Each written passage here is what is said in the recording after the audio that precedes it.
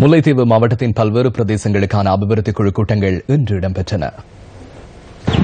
புதுக்குடியிருப்பு பிரதேச அபிவிருத்தி குழு கூட்டம் ஆரம்பமாவதற்கு முன்பாக புதுக்குடியிருப்பு பிரதேச மக்களினால் கவனஈர்ப்பு போராட்டம் ஒன்று முன்னெடுக்கப்பட்டது.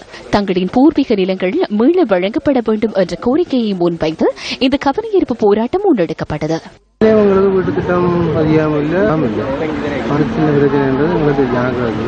எங்களுக்கு கட்டாயம் வீட்டு திட்டம் இது பிறகு அவ்வளோ தற்காலிக விட இறந்து போச்சு என்ன போல.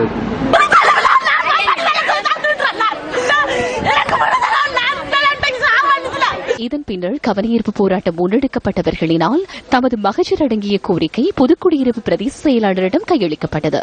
இதன் பின்னர் புதுக்குடியிருப்பு பிரதேச அபிவிருத்தி குழு கூட்டம் காலை ஆரம்பமானது. அமைச்சர் ரிஷாட் பதியுதீன், பாராளுமன்ற உறுப்பினர்களான சிவமோகன், கே மஸ்தான் ஆகிய இணைத் தலைவர்கள் தலைமையில் அபிவிருத்தி குழு கூட்டம் இடம்பெற்றது. இதன்போது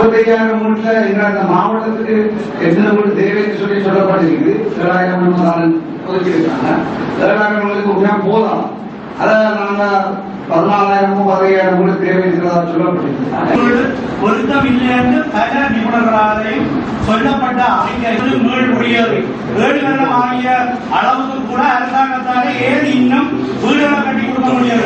புதிய வீட்டுத் திட்டங்களின் ஊடாக வீடுகள் வழங்கப்பட வேண்டும், வெளிமாவட்ட மீனவர்களின் பிரச்சினை உள்ளிட்ட பல்வேறு விடயங்கள் கலந்துரையாடப்பட்டது. பாராளுமன்ற உறுப்பினர்களான சிவசக்தி ஆனந்தன், சாந்தினி ஸ்ரீஸ்கந்தராஜா மற்றும் வடமாகாண சபை உறுப்பினர்கள் உள்ளிட்ட பலரும் கலந்து கொண்டிருந்தமை குறிப்பிடத்தக்கது.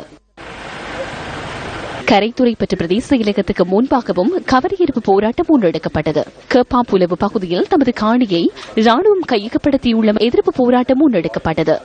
தமது கோரிக்கைகள் அடங்கிய மகஜரினை கரைத்துறை பெற்ற பிரதேச செயலாளரிடம் கேப்பாப்புலவு மக்கள் கையளித்தனர்.